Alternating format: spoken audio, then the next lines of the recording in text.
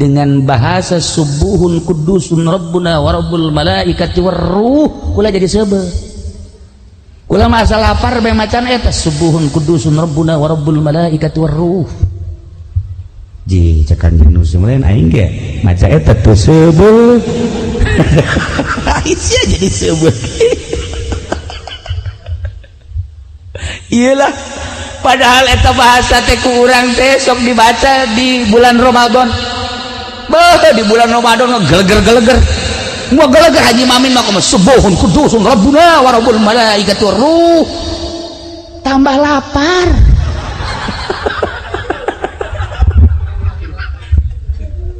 Ya kari. Eta bahasa subuhun kudusun rabbuna wa rabbul malaikati waruh. Rabbuna wa rabbul malaikat dibaca ku urang pangaruh bahkan meureun tambah lapar tambah gering baca ku para solihin dampakna beda baca ku para aulia Allah dampakna beda komo dibaca ku para nabi-nabi Allah subuhun kudusun rabbuna wa rabbul malaikat lain bahasa letik-letik subuhun maha suci Allah kudusun maha bersih Allah rabbuna pangeran abdi sadaya wa rabbul malaikat jeung pangeran para malaikat waruh jeung pangeran ruh bahkan ruh di manaan ku malaikat Jibril sakapeung waktu tah eta bahasa eta di mana-mana jelema endeu tapa ka gunung ku guru diberena eta babacaanna subuhun kudusun rabbuna wa rabbul malaikati Syekh Zainuddin nu aya di Madura nu 3 tahun teu dahar teu nginum datang ka dibeulit ku akar babacaanna subuhun kudusun rabbuna wa rabbul malaikati waruh Syekh Syarif Hidayatullah ketika tapa babacana subuhun kudusun rabbuna wa rabbul malaikati waruh Syekh Sunan Kalijaga ketika manehanana tapa dibere bacaana enteng subuhun kudusun rabbuna wa rabbul malaikati waruh jadi pendi tapa subuhun kudusun paeh mun teu katulungan mah atuh mari geus isdet untung ngatulungan babacaan eta-eta kene tapi kok jadi barareda koreng tergantung makom-makomna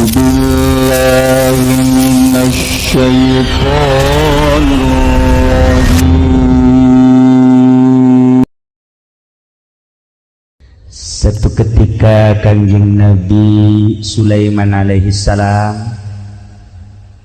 keur calik nuju calik dina kursi kebesaran nguping suara nu ka kupingna aduh berat amat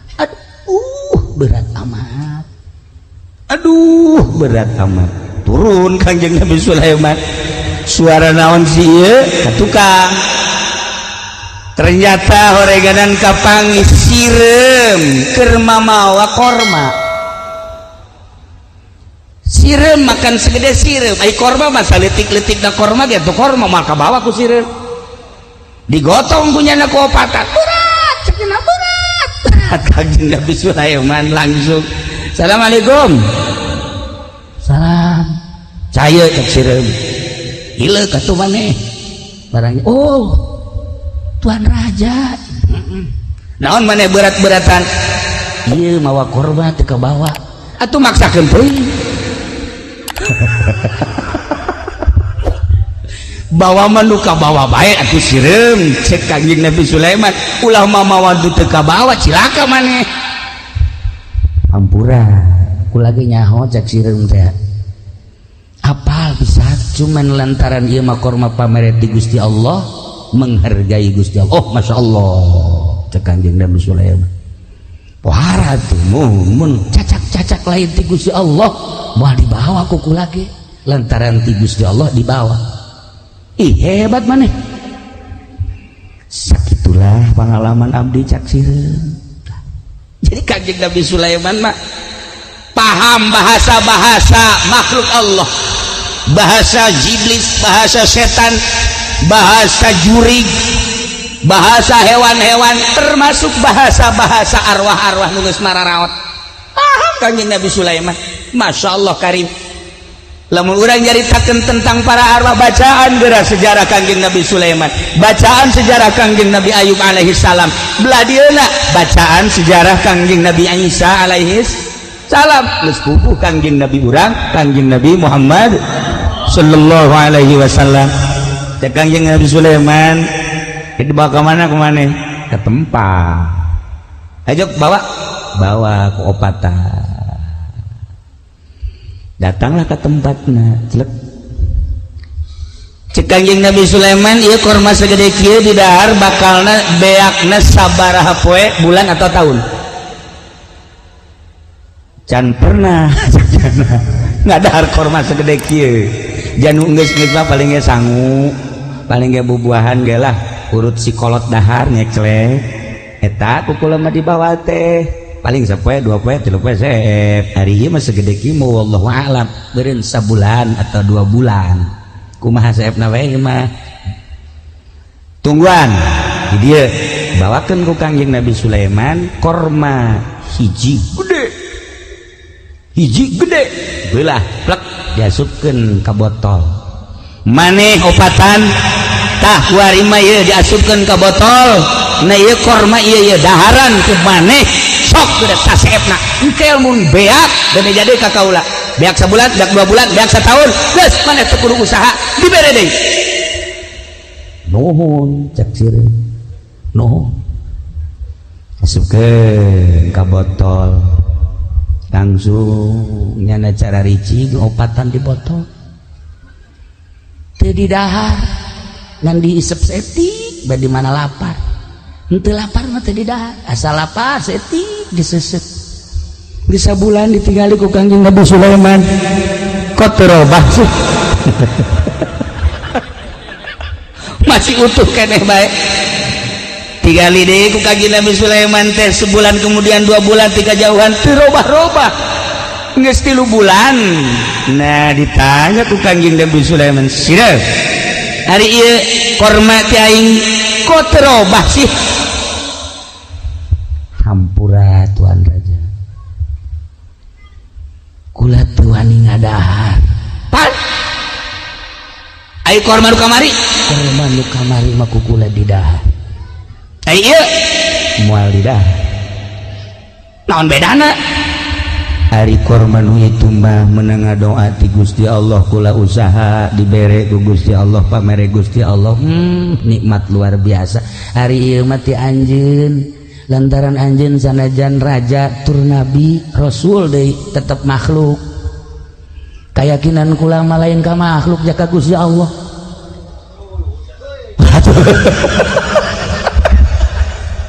cek Kangjeng Nabi Sulaiman aing murid kak bulu ngadenge sia sieup asana moal aya di Cikarang modal kos ieu atuh sia sieup ngelehkeun urang Cikarang goblok sia komo Haji Pendi mah dilihat ku sia ieu Masya Allah sirim hampura jak sirim kula pernah bergantung ka makhluk lantaran lamun kula bergantung ka makhluk ieu korma ku kula di dahar di mana saep kula neangan di Tuan Raja hati ceknya teu hayang-hayang teh sebab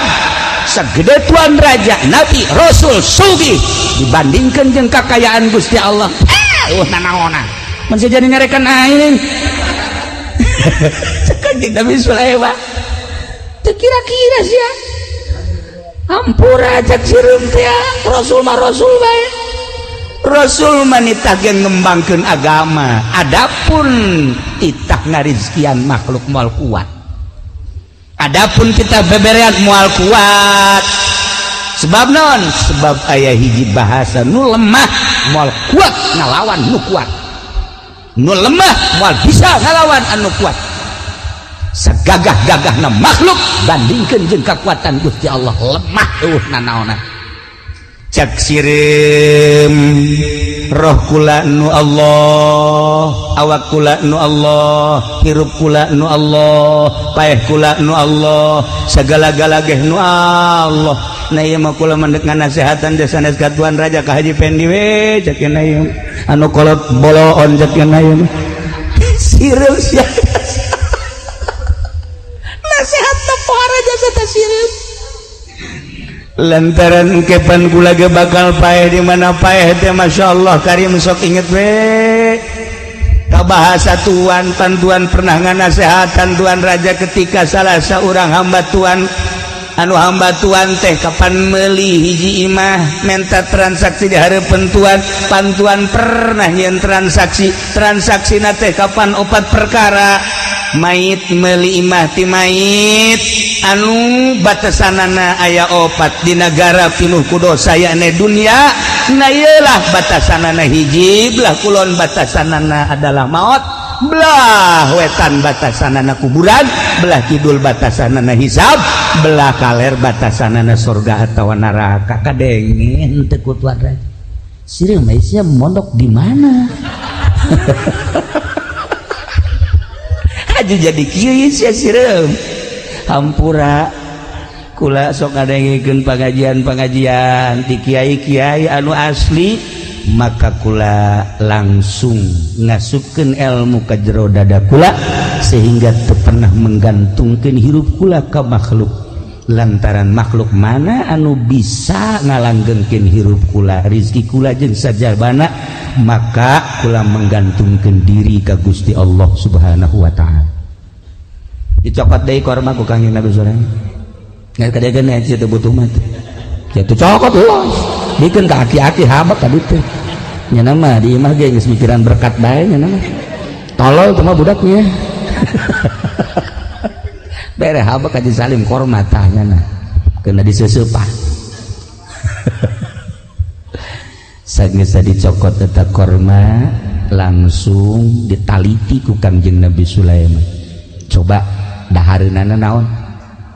Masya Allah sabulan teu ngadaharna naon kuat datang deui Kangjeng Nabi Sulaiman kadinya sireum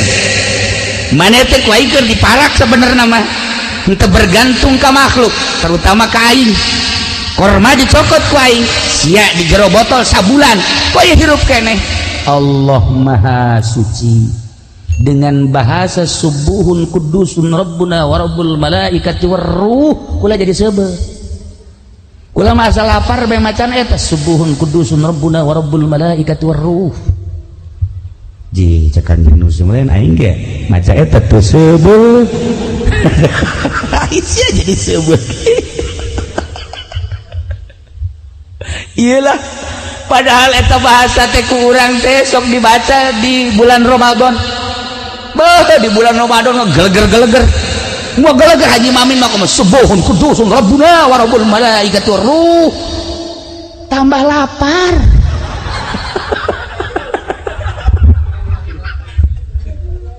ya kari eta bahasa subuhun kudusun rabbuna wa rabbul malaikati warruh rabbuna wa rabbul malaikat dibaca ku urang pangaruh bahkan meureun tambah lapar tambah gering baca ku para solihin dampakna beda baca ku para aulia Allah dampakna beda komo dibaca ku para nabi-nabi Allah subuhun kudusun rabbuna wa rabbul malaikati warruh lain bahasa letik-letik subuhun maha suci Allah kudusun maha bersih Allah rabbuna pangeran abdi sadaya wa rabbul malaikah jeung pangeran para malaikat warruh jeung pangeran ruh bahkan ruh di manaan ku malaikat Jibril sakapeung waktu tah eta bahasa eta di mana-mana jelema endeu tapak ka gunung ku guru diberena eta babacaanna subuhun kudusun rabbuna wa rabbul malaikati ruh Syekh Zainuddin nu aya di Madura nu 3 tahun teu dahar teu nginum datang ka dibeulit ku akar babacaanna subuhun kudusun rabbuna wa rabbul malaikati ruh Syekh Syarif Hidayatullah ketika tapa babacana subuhun kudusun rabbuna wa rabbul malaikati warruh Syekh Sunan Kalijaga ketika manehanana tapa dibere bacaana enteng subuhun kudusun rabbuna wa rabbul malaikati warruh jadi pendi tapa subuhun kudusun paeh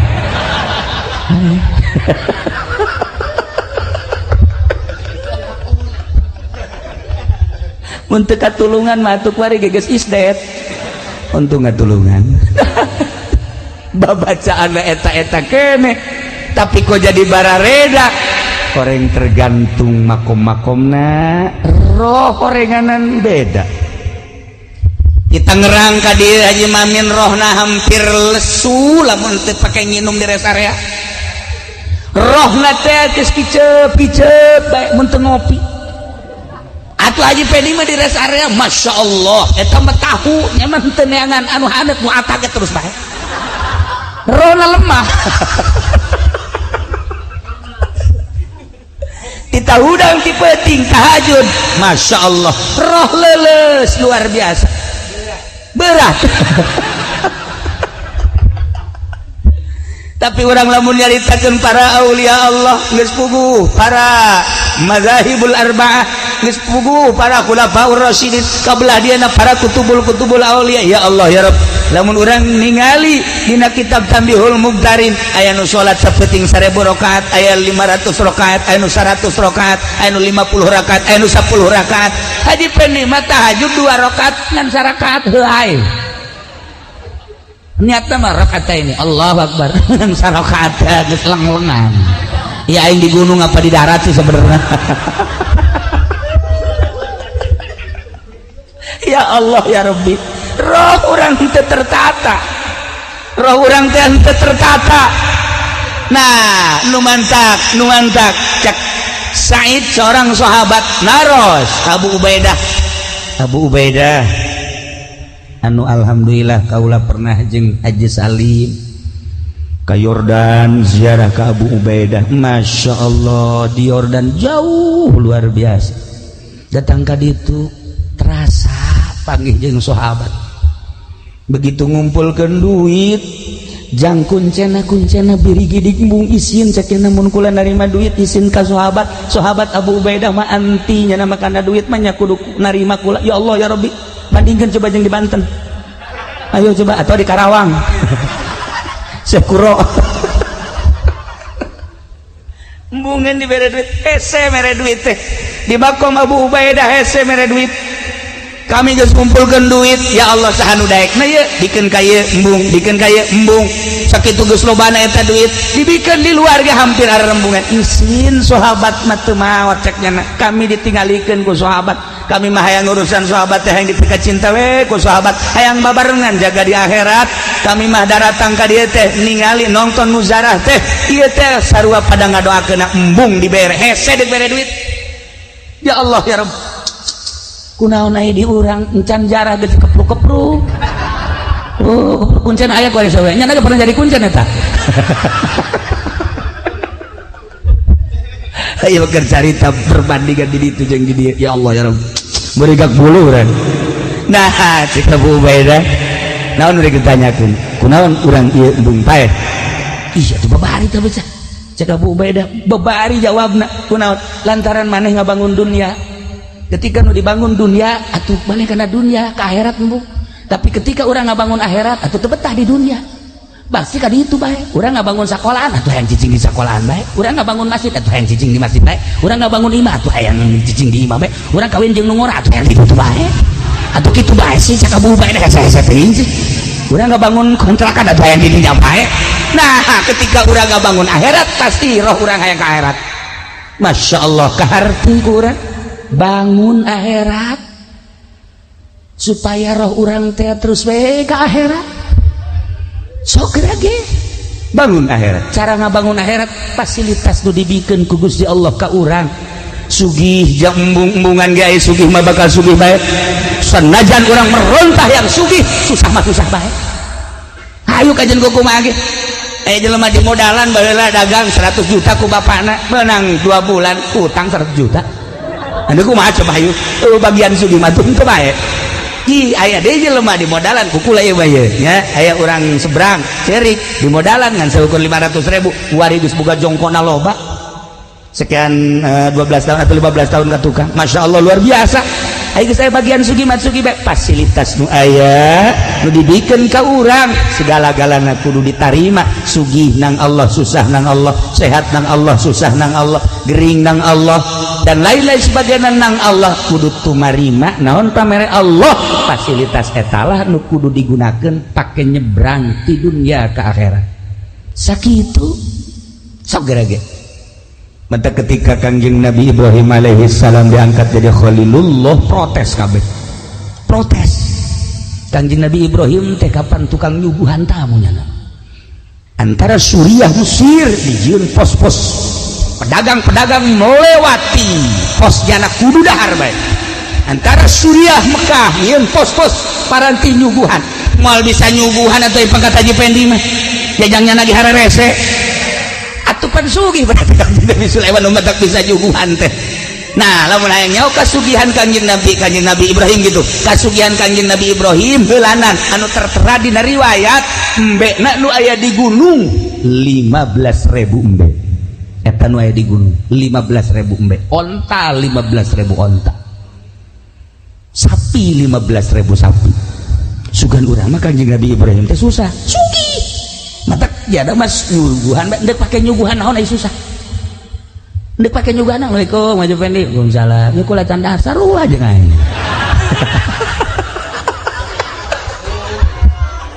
ndek kumaha nyuguhan ana tapi lamun ka Haji Salim Waalaikumsalam ya kula can dahar tuh di dapur sih sadaekna sia jeung kiring-kiring bawa ku sia kan ngeunaheun datang ka Haji he kalau tolol budak datang ke Haji Jari Waalaikumsalam kula can dahar ya dahar aya sadaekna sia berkat bila perlu balik bungkus ku sia kan ngeunaheun coba ka Haji Pendi Waalaikumsalam can dahar atuh saru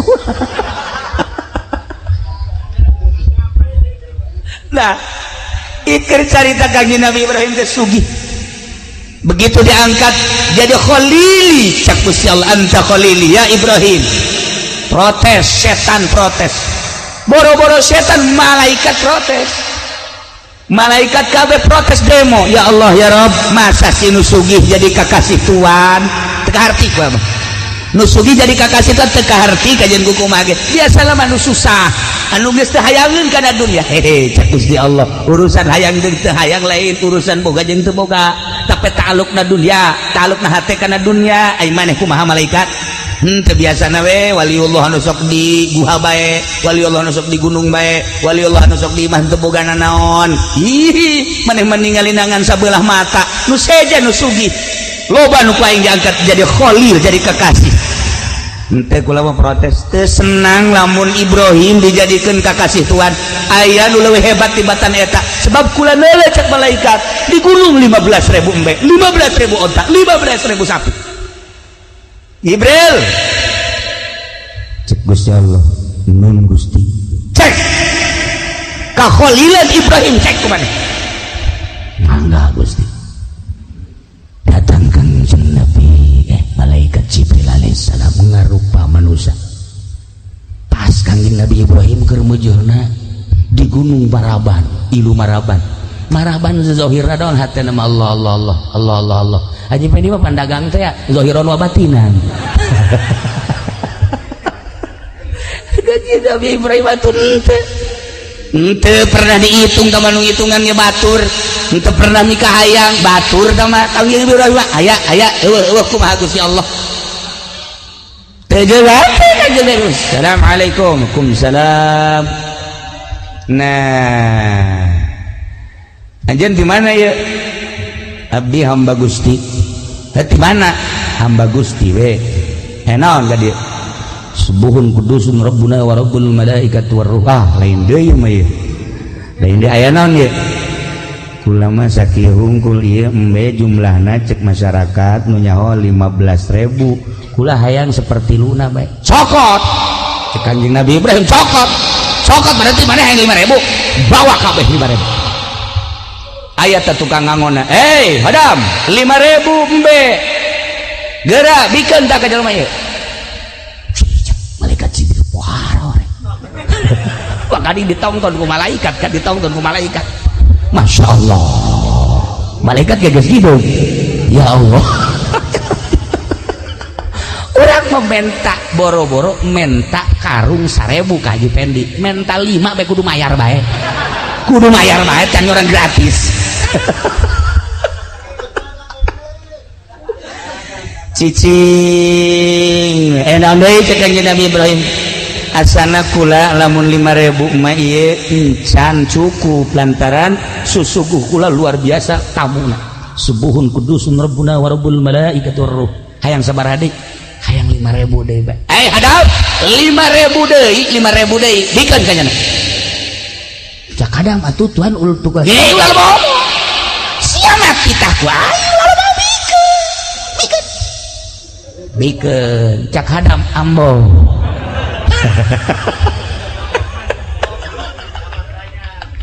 masyaallah can balik keneh bae masih kurang aya naon deui cek Kanjeng Nabi Ibrahim asana kurang keneh ieu kula sabaraha deui mun 5.000 deui beakeun kabeh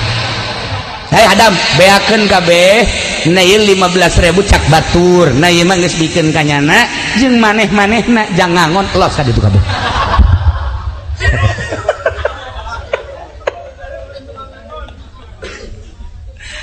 guys cek Kanjeng Nabi Ibrahim teh jung beak kabeh teh ieu embena 15.000 gecak batur kemudian teh tukang ngangona hayang hiji hayang dua hayang tilu loba keneh tukang ngangona sok bikin ka ditu kabeh tinggal malaikat Jibril wetan aing mah malaikat ieu bedek dikuwahakeun aing pada harti lok jual embung aduh dikuwaha dijurukeun ku Kanjeng Nabi nyana ditongton ku malaikat cek malaikat di langit Jibril gerak ngarupa Jibril maneh satungtung ngarupa malaikat menjelma maneh atuh titah idit bawa embe jak naon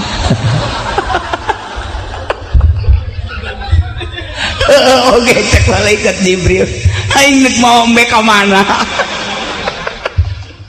aya geus dah ngarupa langsung set subuhun kudus eta bahasana bahasa subuhun mentak lain lalagaan eta wiridan teh matak lamun dipake ku urang bahasa malaikat Jibril eta subuhun kudusun dibaca ku urang masyaallah karim loba anu geus kataekan naik mobil ya lamun ku urang dibaca subuhun kudusun rabbuna wa rabbul malaikati waruh dibaca terus bisa jadi cepet ieu mah kula mah kamari bae tah mudik ye jeung Pak Haji Salim ye kula lalaunan maca padahal mah teu dihusu-husu ente tuh saya teh mah bohong coba sok aja turuti tolong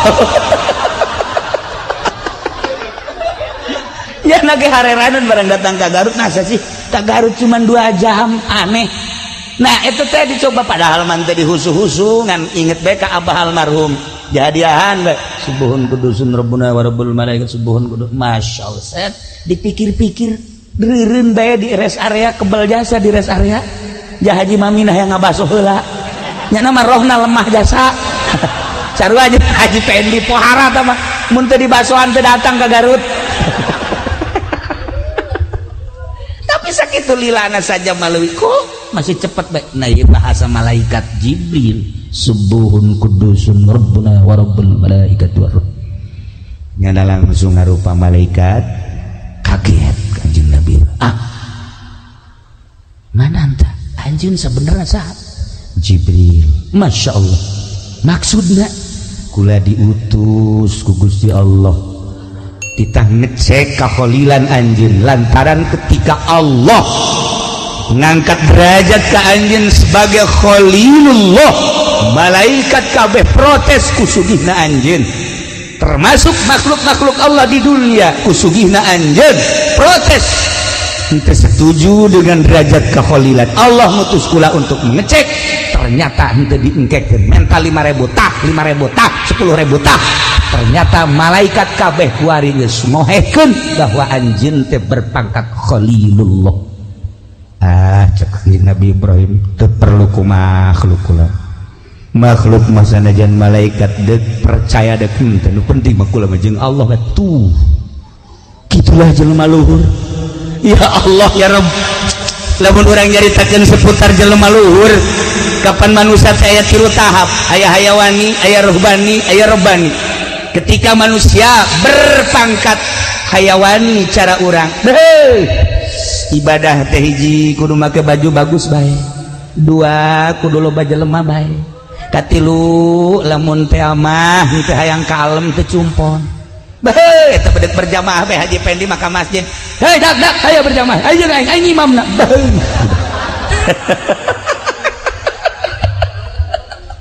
iyalah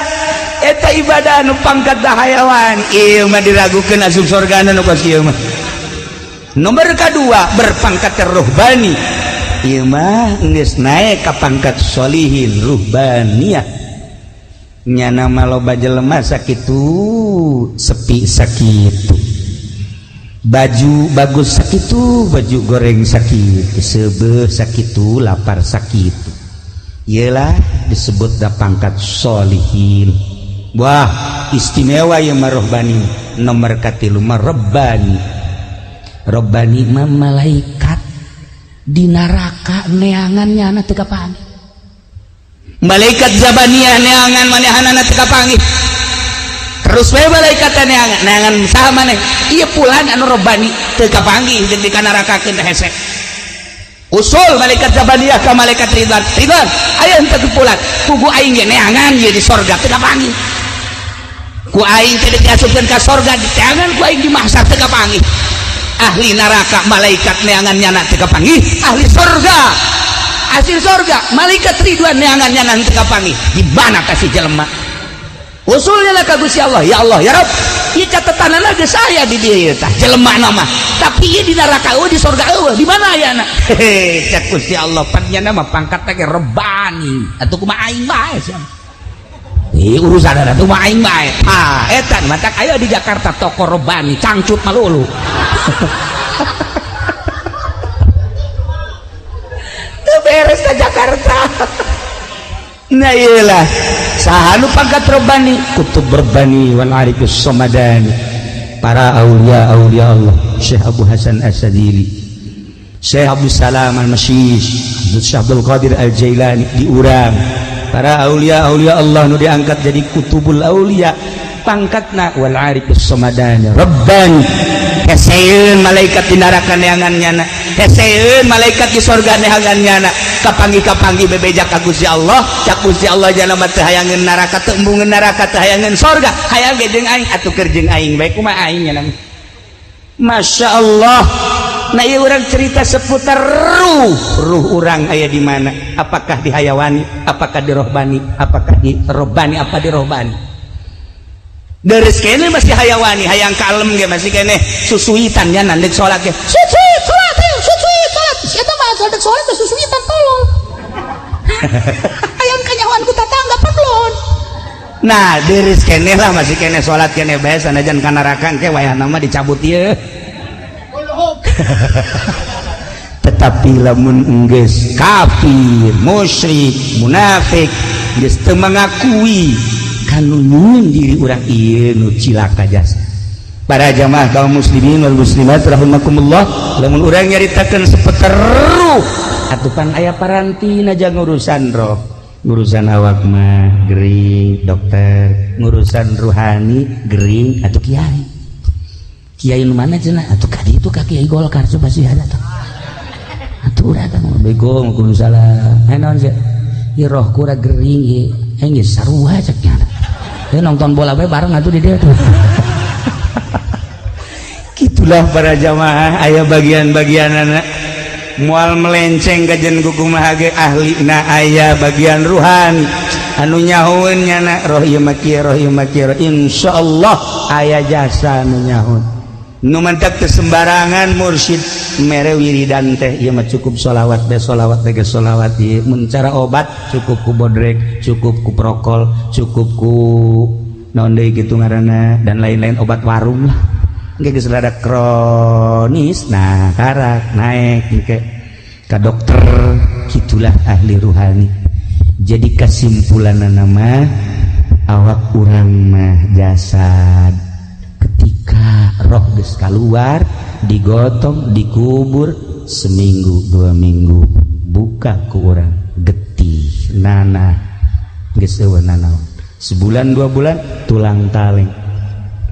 geus eueuh hargaan nu kuari di mama-mama di buya-buya esuk pageto mah dilatungan nu kuari di komandan isuk pageto hileudang nu kuari dipoles ku urang boh awewe mah moal ke timimiti putih koneng hidung wah para jasa isuk pageto beak pokona mah kajen ku kumaha jadi kebanggaan ayeuna ludes di jero kubur ruh urang anu baheula Allah nyarios wa nafakhtu fihi min ruh mentak aslina awak urang, aslina jasad urang mah lain awak wa amma haqiqatuka fahiya mutawariyatun khalfal izdiwaj. Panjang mun urang nyaritakeun ruh jeung di diri urang aya ruh, bakal nikmat urang menyaritakeun ruh, bakal nyaho urang ka makom manusia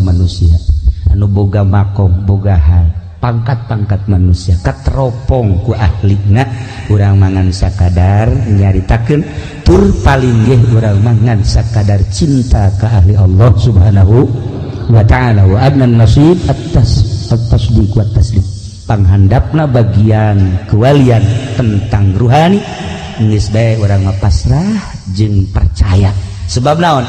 Urang nyaritakeun tentang zuhud, nyaritakeun tentang riyadhah, nyaritakeun tentang mujahadah ngan sakadar di bibir ngalaksanakeunana mah hesena luar biasa. Mun tadi dicaritakeun seputar sireum urusanana zuhud, seputar Kangjeng Nabi Ibrahim urusanana zuhud, urang menceritakeun Kangjeng Nabi urang kazuhudanana muringgak bulu ketika seluruh batu nu aya di Mekah, seluruh batu nu aya di Madinah, wakila seluruh batu nu aya di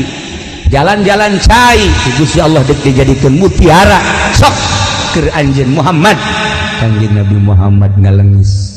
teu hayang abdi mah mutiara, hayang ge abdi mah caket sareng Gusti bae. Umat abdi ge ulah dibere nu kos karari,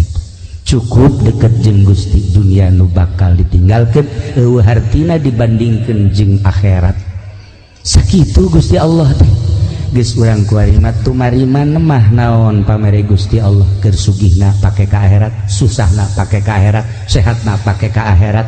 geringna pake ka akhirat, ilmu pake ka akhirat, derajat pake ka akhirat, pikiran pake ka akhirat, wawasan pake ka akhirat. Bangunlah akhirat, abeh urang ketika ditawaran akhirat henteu mugen. Nah ieu urang di zaman Kangjeng Nabi urang Kangjeng Nabi Muhammad sallallahu alaihi wasallam geus sabaraha siksa Allah anu ku urang karandapan kadeuleu. Tsunami teh, gempa teh, angin teh, poek teh, gunung teh, eta kunaon? Ku sebab teu percaya ka Allah atawa ka hukum-hukum Allah, ngalecehkeun ka hukum Allah. Geus biadab manusia teh diciptakeun ku Gusti Allah tapi teu percaya ka Allah, dibere hukum ku Gusti Allah tapi nyeun hukum sorangan. Iya siksaeun anu mantap kurang hati-hati kuari masyaallah rempan das baheula nu mabok tengan di Grogol doang di lapangan Banteng di Jakarta, tapi kuari manu mabok di handapeun Tanggalawi hareupeun 5 urang gigireun 5 urang. Baheula nu zina teh di Jakarta, di Bandung kota gede kuari mah di lembur-lembur. Baheula manu maling teh copet ayeuna di bus kota Gamadi jeung sajabana kuari mah pamalingan di 5 urang. Baheula mah hayang nonton film teh kapan di gedungna aya gedung film kuari mah ieu layar film di babawa ngaji. Layar film di babawa kiai nu mawana gede keur ngisi ge nonton film bae deh. Ieu kumaha lalakonna. Hese kasadar baru dek jadi wali. Aya nu ngomong kieu malah mah kiai, asana kula mah lamun ka mana teu mawa HP teu betah lantaran asana paremun obab dabo. Eta kiai pohara jasa masyaallah.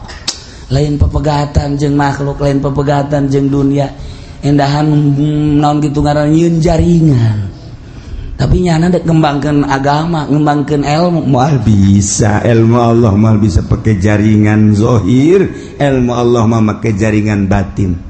Ta'alluq galbu urang ka Gusti Allah.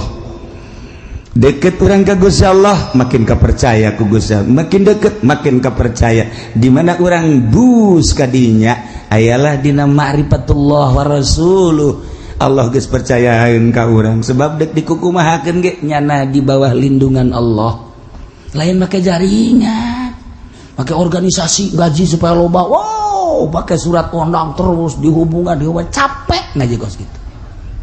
Emang ulah kena kieu kitu lain ulah ngan kena nyeri hate. Nyeun undangan 1000 nu datang 100.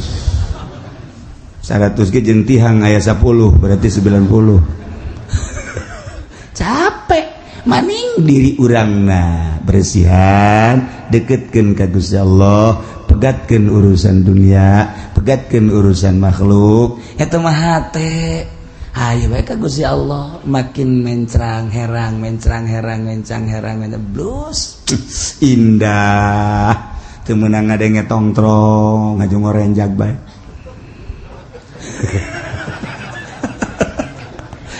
ngorejat asal gede tongtrong ngorejat kok mau jualan tongtrong ngorejat jasa terus gitu ta eta bersih hate karena Masya Allah kuari matung timimiti kiai nangis kos kararia komo pemerintahan najun negor ke pemerintah di zaman Gus Dur mah dibuka lebar-lebar teh demo teh dibuka sakahayang nah ayo hayang nyaho cak Gus Dur kumaha kemudian dipanggil diterima sok adu argumentasi dibuka lebar-lebar teh di zaman Gus Dur ulah aya sekat antara pemerintah jeung rakyat sebab lawan pemerintah teh dek urusan rakyat lamun aya hijab aya sekat dek kumaha ngurusanana dibuka lebar-lebar demo diunggal negara diunggal kampung ayo ngan demo ulah sademo-demona siapkeun argumentasi madak tanya argumentasina ya dijawab ku Gus Dur makana kieu makana kieu kumaha maneh tuh anu teu cair kabeh dibuka lebar setelah Gus Dur langsung SBY masih aya keneh 60% demo masih aya keneh diganti ku ari ku presiden urang terkurus sedunia teu masalah emang presiden urang kenyataanna kos kitu teu masalah eta ge cak nu lintuh ngomong gitu ge kumaha ku ari tidak ada demo bahkan hampir undang-undang kembali ke zaman Soeharto namun demo bisa tembak tempat encan sampai ka dinyamangan direncanakeun teu meunang sekat makin jauh di zaman Gus Dur dibuka sekat rakyat jeung pemerintah tidak ada sekat hei pokoknya mah nanya naon beurang penting silakan di zaman Gus Dur mah tapi kuari awas demo-demo awas informasi dan lain sebagainya emang kuari kuah gitu siap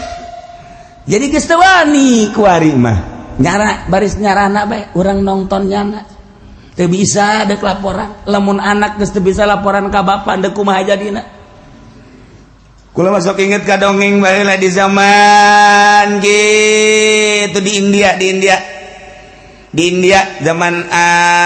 tabiin aya seorang pemimpin India Islam harita keur carita pongarana nyana nyun lukisan bede jeung bagus lukisanana gandrung kan di India mah gandrung tanggal gandrung lukisan tangkal gandrung nu gandrungna keur meujeuna buahan didinya aya manuk enclak di buah gandrung kemudian bari macok gitu ta lukisanana woi indah jasa bagus jasa jeung gede tempelkeun di hareupeun istana raja ku abeh punggawa mun kieu ari mah bangsap kitu kerabat-kerabat kerjaan wae di istana ningali jeung supaya kitu mengomentari wabeh komentarna nu mistek bagus hebat memang bener bagus kuari diundang di kalangan tokoh masyarakat geus giliran pejabat ngabaguskeun kabeh tokoh masyarakat konglomerat kabeh diundang supaya neuleuh lukisan tersebut anu teu ngalem kuabeh memang bagus kuabeh ngalem jeung bagus kuari di kalangan rendah si miskin salembur cokotan coba si miskin ngumaha terhadap lukisan ieu begitu lolo si miskin mah tu ngaranna ge miskin ieu jeung bodoh pan atuh teu bisa ngadilai nya ngan aya salah saurang miskin biasa cumplang campling tanya seorang ieu bagus tah si eta kumaha lukisan cek ulama ieu lukisan teu bagus kaget atuh wah sana dibunuh cenah bakuran teu bagus sakeuna ieu lukisan bahkan salah panggil ku raja ke berani amat ingat bagus genjeng nyalahkan sedangkan ia karya seseorang anu luar biasa ayah anu ngalukisna burung di pelebah mana teu bagus dan jeung pelebah mana salah na ya raja ge sarua bingung panggil coba nyatakan di hadapan manusia kira-kira ieu lukisan bagus apa jore miskin ieu berani amat miskin kira-kira ieu bener apa salah lukisan salah nyatakan coba kuari di hadapan masyarakat di hadapan penggede ieu kagorengan jeung kesalahan jelaskeun cek nyana teh kieu ieu tangkal gandrung aja tangkal gandrungna keur buahan tere dipanen berarti mondoyot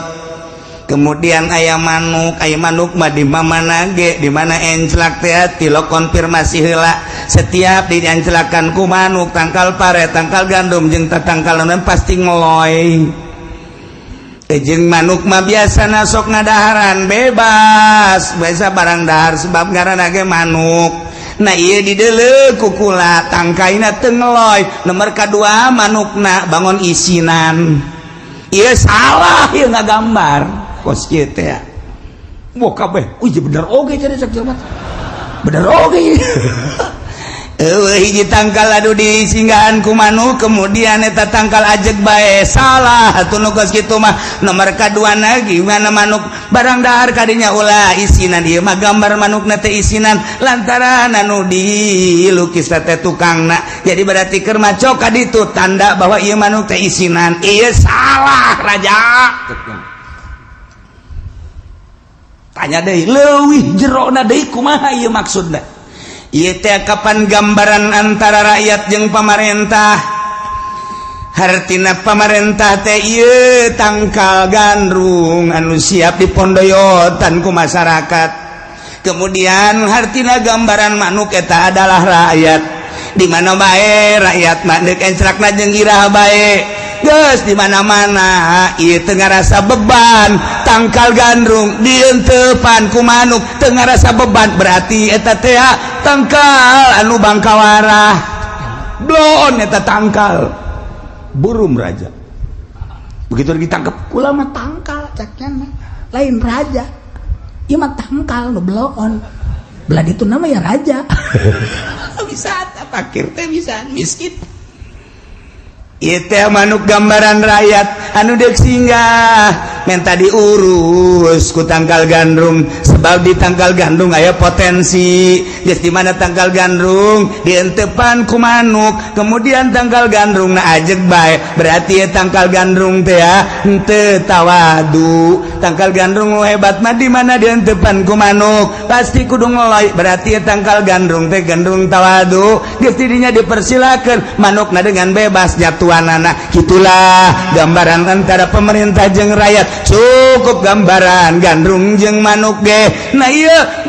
baheula bae tangkal gandrung geus dilukis baheula eta dieunteupan ku manuk tangkal gandrung ajeg bae kuari komo kuari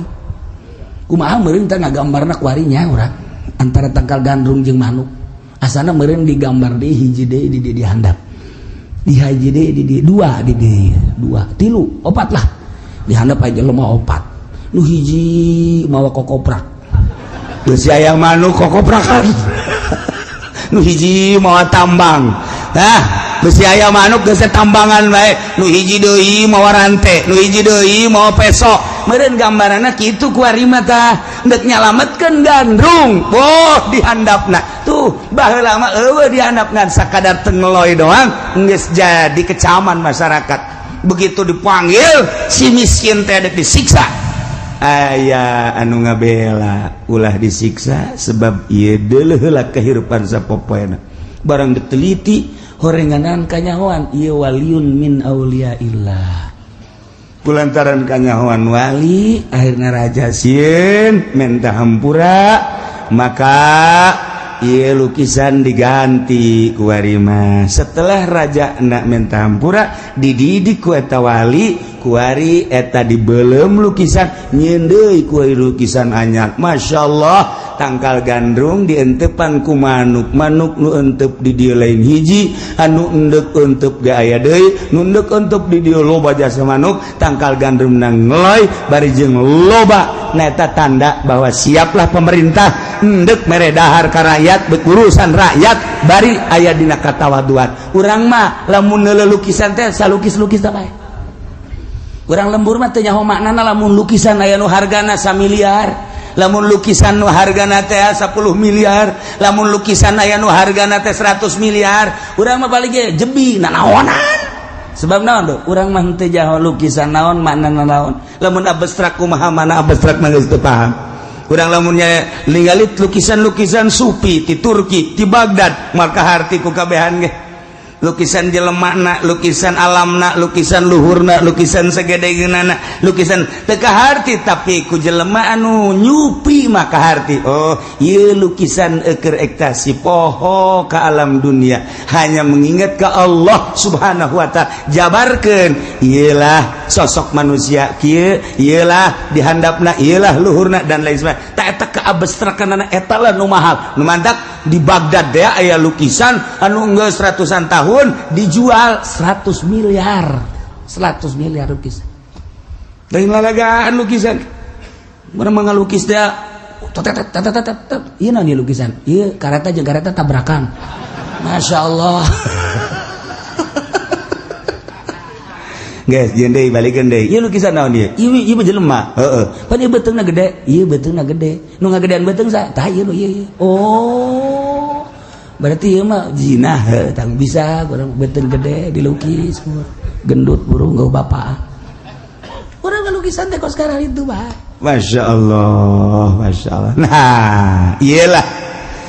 kubang kawarahna umat-umat nu baheura mempertahankan kakufuran. Sanajan Allah ngutus nabi ngutus rasul mawa mukjizat kadele kunyana mukjizatna tapi teu percaya. Atuh di zaman Kangjeng Nabi urang ge urang onam ku ari teu ningali teu hadiran mukjizat Kangjeng. Kapan Abu Jahal mah ningali kehadiran mukjizat Kangjeng Nabi nyahoeun lamun dicurug Kangjeng Nabi kaluar cai nyahoeun lamun ketika Kangjeng Nabi kaluar jelema harareas nyahoeun lamun bulan di hareupeun ku Abu Jahal turun ka handap beulah nu hiji asup ka dieu nu hiji asup ka dieu kaluar deui maca syahadat langsung indit deui nyahoeun lamun onta ngobrol jeung Kangjeng Nabi nyahoeun lamun eta tunggul korma teh ngahing-hing ceurik menta suaka ka Kangjeng Nabi eta mukjizat Kangjeng Nabi luar biasa nganyahoan ku kabehan kehadiran ku kabehan tapi ku bakawara mah bakawara bae. Urang mah ku ari sakadar dongeng ti kiai di berjanji aya dongeng nu matak dieuweukeun teh berjanji teh ku Muhammadiyah bidah dolalah teh kajen di bidah-bidah ge urang nyaho ti berjanji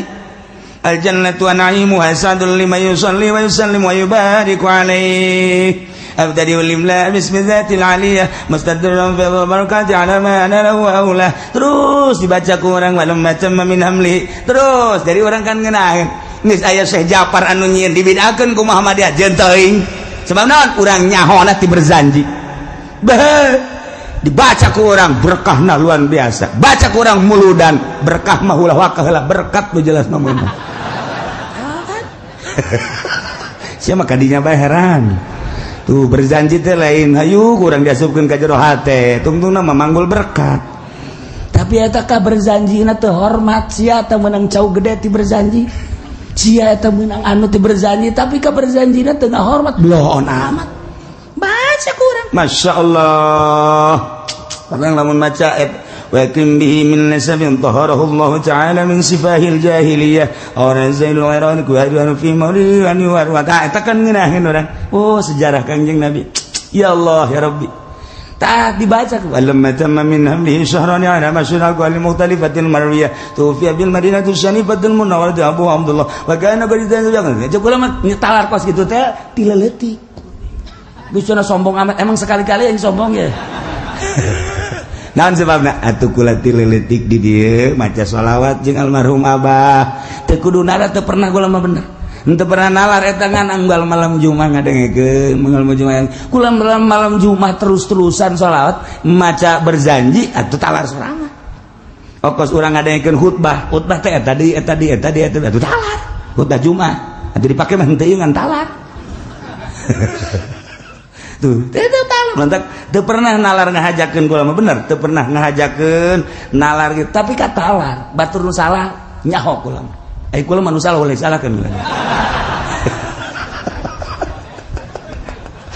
segala marhaba segala teu pernah nalar ngahajakeun ngan kulantaran tileutik baca sholawat yang berjanji jadi inget bae terus Masya Allah karim geus barang kabeladina oh indah amat ieu berjanji Masya Allah dibidahkeun Muhammadiyah ku presiden teh urang nyaho berjanji nyaho naon kitu ngaranna kaayaan Kangjeng Nabi sejarah Kangjeng Nabi ti berjanji nyaho kitu naon mukjizat Kangjeng Nabi teh ti berjanji atuh geus nikmat jasa ya Allah urang maca mukjizat bae balik manggih mukjizat deui teh lain mukjizat sakitu maca doang orang dijemput dianterkeun haju urang dibere berkat eta makna mukjizat pohara ka urang eta kok Haji Pudoli mah kabeli mobil eta mukjizat eta pohara jasa masyaallah karim pohara mantak sing ada eta mah kudu disuhun teh mah gua berjanji kudu disuhun mun Haji Pudoli nyuhun berjanji bud kunaon eta disuhun ieu masyaallah mukjizat kabeli mobil ya Masya Allah kudu mah diminyak misikan mujizat eta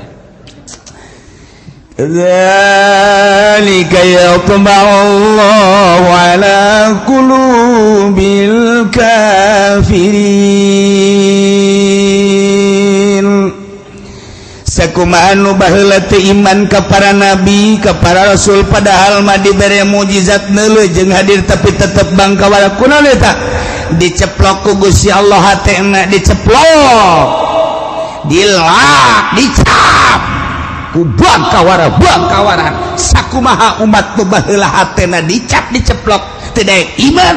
yatba'ullahu ala qulubil kafirin Allah ge nyecap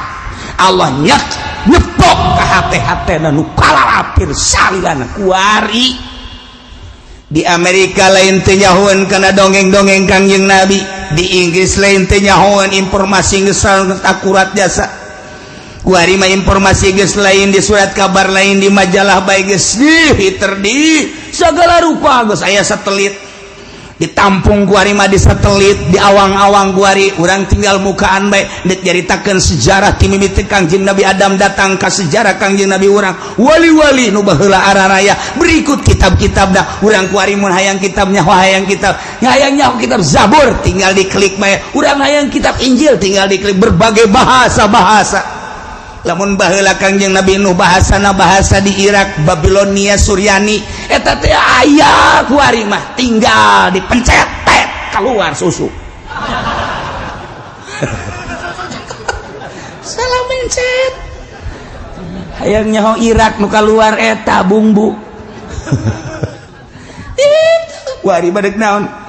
ti mimitin eta baheula nama Kangjeng Nabi Nuh teh bahasana Suryani di Babilonia kemudian kabelah dia aya nu nyararaba umat-umat Kangjeng Nabi Nuh teh ka dieu ka Israel ka dieu ka Yordan kebelah dituna terus ka Tajikistan terus ka Maroko campur jeung jelema-jelema urang dinya berbeda bahasana bahasa Suryanina leungit kos urang bae kuari urang di dieu bahasana Sundanya mbak ka Jakarta urang berubah bahasa jadi bahasa Betawi kemana aja lu lagi ngapain aja ane-ente Jakarta kan gua itu ayah zaman Jakarta itu sok sara rombong membalik di Jakarta harus sombong orang Sulawesi balik ke Jakarta aju ka di itu ka imahna ka lemburna aju sok sombong ya antara mana ayah waduh sombong biasa kan di kurangan-kurangan orang Jakarta mah lamun sudah jadi udah gitu kan di kurangan-kurangan coba ge orang Jakarta mah gitu kulantaran sombong jasa ieu orang Sulawesi balik di Jakarta sombong jasa urang ditu ge hayang nurutan urang Jakarta ngomongnya nah dikurangan sarua aru atang ari akata udah ompong siapa orang Sulawesi nurutan ya lah Ya Allah ya Rabbi. Nah, iya. Kadzalika Allahu ala qulubil kafirin. Diurang, ulah nyaritakeun di Eropa, ulah nyaritakeun di Amerika, ulah nyaritakeun di Australia, Asia kuari. Di Asia ge Asia Tenggara ka dieu ka urang. Pasifik nah. Ieu ambalaya kafir jalain teu nyaho nyana informasi. Kafir di urang teh apal linter. Janyahoan di Indonesia mah ulah mulut samuludan komo di Jakarta mah nu mantak Ahok marah ge. Ulah nyaritakeun Muhammad cakna marahnya na muludan rajaban orang mah dimarahan dia terus wae sebab eta mah dipake ka cinta ku urang dibidah-bidah terus wae diharam-haram kajeun.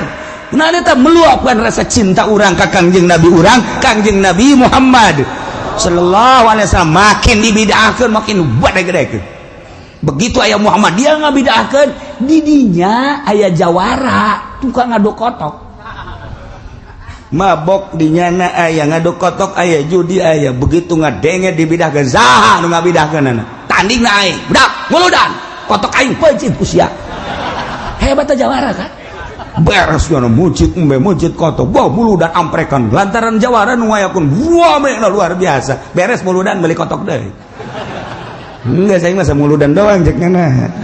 Ngaduk kotok deh, kotrek. Itu mah gusi itu jawara di urang. Nu sakitu ge geus alhamdulillah teu meunang kasuat-suat di urang. Nah, ieu kunaon ieu? Kristen nu aya di urang teu iman ka Kangjeng Nabi. Yahudi nu aya di urang teu iman. Budak Konghucu dan lain sebagai kafir-kafir teu iman. Oh, yatba'ullahu ala qulubil kafirin. Diceplok ku Gusti Allah. Seakan-akan geus teu robah. Lamun urang nyeun kwetansi, kemudian make metre ceplok, jet, geus teu robah deui. Ketika aya perubahan, sidang menang urang sebab geus aya cap.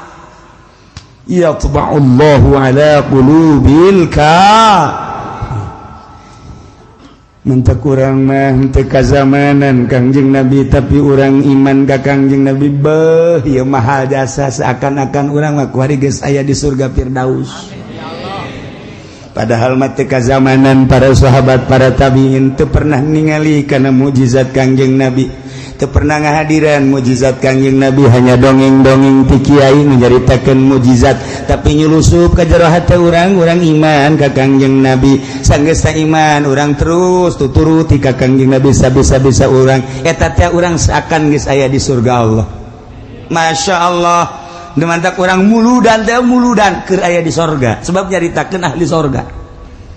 Teu pernah urang teh karambanan kabarengan urang kazamanan ka Tuan Abdul Qadir tetapi caritaan-caritaan jeung elmuna aya urang cinta ka wali Allah lantaran Gusti Allah ngajelaskeun dina Al-Qur'an ala inna auliya Allah la khaufun alaihim wa lahum yahzanun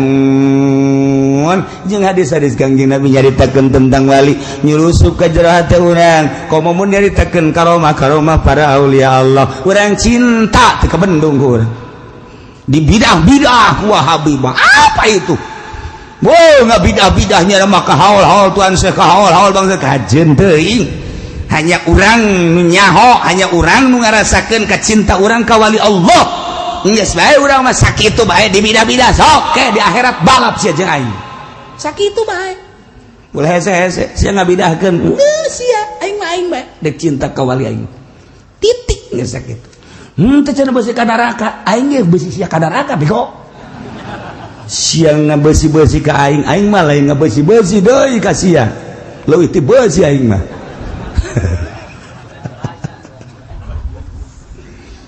Wa ma wajadna li aktsarihim min ahad. Wa ma wajadna tumanggihan kaulan wagung kana lolobana manusia minah dintina nyumponan perjanjian. Urang teh baheula di alam arwah teh ditanya ku Gusti Allah, "Hei arwah, nun Gusti. Alastu bi rabbikum?" Lain tak kaula pangeran jen. Qalu bala syahid. Sumuhun Gusti. Abdi teh percaya bahwa Gusti teh pangeran abdi nyaksian. Hei. Rek nurut teh ka kaula. Sanes nurut deui atuh Gusti ja Gusti teh nu nyiptakeun abdi. Moal maksiat. Baja abdi kudu maksiat nyahan mana di parentana teh bakal nurut Gusti buktikan ku Gusti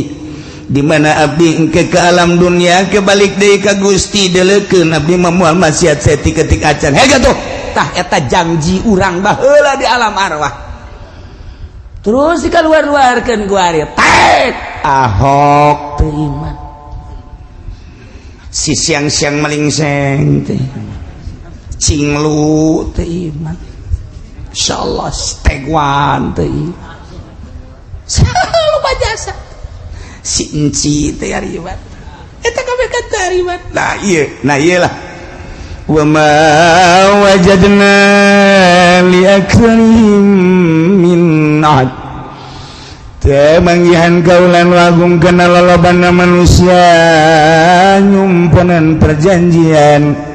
yauma akhdil misak dina poean jarang jibaheula dengan ucapan qalu bala syahidna abdi teh nyaksian percaya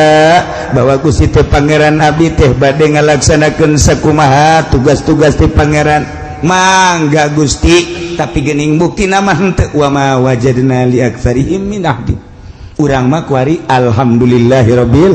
alam di alam arwah baheula urang janji qalu bala syahidna urang kuari alhamdulillah akur cek Allah Islam inna dina indallahil Islam salat alhamdulillah sanajan subuh jam 7 Allah mah dini tetep kodoan malaikat gawah si mah kodo deui ka jeung kumaha ge masalah geus lah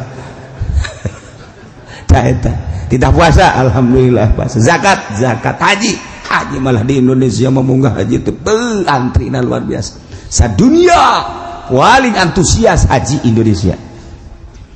Pakistan ini 2 Indonesia pohara jasa datang ke kuari duit sabaraha triliun beureun lantaran nungguan anak urang kuari ti 5 tahun 7 tahun 10 tahun 15 tahun 20 tahun 23 tahun lain lalagaan berarti antusias jasa kan pohara geus kajian paege aing geus daftar wah masalah geus cenah teh masalah eta kan sangat antusias berarti kan ndek ngabuktikeun qalu bala syahidna nu mantak darek ngaji ka dieu kunaon baheula janji abdi bade percaya ka Gusti tur abdi bade ngalaksanakeun aturan-aturan Gusti abdi bade ngalaksanakeun aturan Gusti teh kulantaran kudu nyaho abdi teh hayang nyaho mantak ngaji ka dieu tah ieu teh urang kuari ieu keur di sorga ieu kan mahnya di surga aya tukang wuduk segala aduh Gusti ujang tukang wuduk tukang sate surga kos gitu amat sih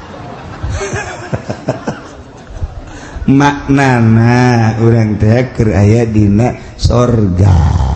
sebab naon sesuai jeung janji urang baheula di alam wah ngan lolobana wa ma wajadna li aktsarihim min tah nu nek ngabangun sumarekon di dinya eta teh nu jalir janji ka Allah nu geus jelas-jelas perumahan di ditu eusina Kristen kafir maluyung mayoritas eta teh anu jalir janji ka Gusti Allah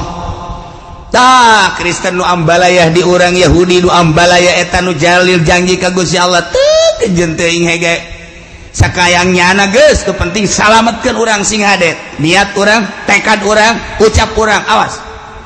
ulah datang tergelincir tina relna salametkeun wa ma wajadna aktsarahum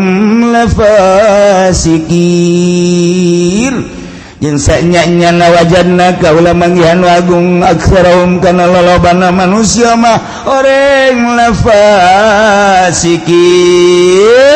lolobana mah berarti mayoritas manusia fasik ieu cak Allah lolobana manusia teh jalir janji cak Allah lolobana manusia teh horenganan fasik cak Allah kuari mah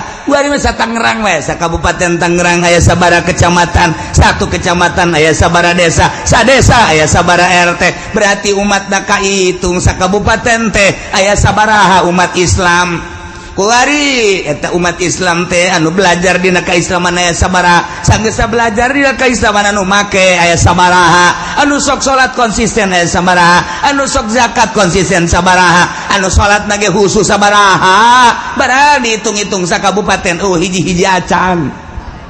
aya ainu husu hiji dua mah meureunna ainu salatna alhamdulillah cirina di Cikupa masjid dibangun, di Belaraja masjid dibangun, di Sepatan masjid dibangun. Eta kan ciri berarti aya nu salat. Sanajan subuh mah subuh nu adzannya na nu qomatnya na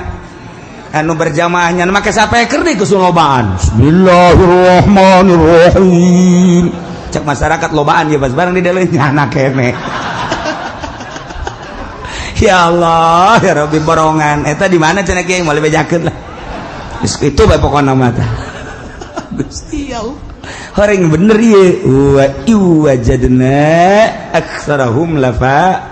siki urang mah ulah kasupkeun ka ayat ieu urang nu kaluar tina ayat ieu lamun Allah ngajelaskeun lolobana jelema jalir janji urang mah ulah mun lolobana manusia adalah fasik urang mah ulah mudah-mudahan urang ditetapkeun iman Islam dikuatkeun iman Islam sehingga iman Islam urang kabawa maut di akhirat urang disalametkeun ku Gusti Allah diiringkeun bareng jeung para ahli-ahli Allah Subhanahu wa taala bi barakati umil Quran al-Fatihah.